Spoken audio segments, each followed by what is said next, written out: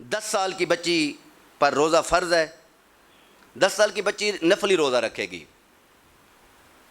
فقہاء کرام نے یہ فرمایا ہے کہ اگر بعض اوقات ایسا ہوتا ہے 9 سال تک ممکن ہے کہ اگر بلوغ کے آثار ظاہر ہو جائیں کچھ آثار، تو پھر جو ہے روزہ فرض ہو جائے گا۔ اگر کوئی چیز ظاہر نہ ہو تو پھر نفلی روزہ ہوگا۔ 15 سال کی عمر تک جب لڑکی پہنچ جائے گی، اگر آثار ظاہر نہیں ہوئے، 15 سال جب عمر مکمل ہو جائے گی، چاہے آثار ہوں یا نہ ہوں، پھر وہ بالغ تصور ہوگی، پھر وہ نماز بھی پڑھے گی، پھر وہ روزہ بھی فرض ہوگا۔ اگر پہلے ایسے روزہ رکھتی ہے وہ نفلی روزہ ہوگا۔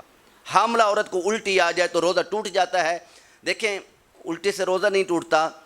اگر کوئی نیک خاتون ڈاکٹر ہو، لیڈی ڈاکٹر، جو بتائے کہ آپ کے بچے کی وجہ سے آپ حاملہ ہیں، اگر روزہ رکھیں گی تو آپ کے بچے کو نقصان ہے اور آپ کو نقصان ہے۔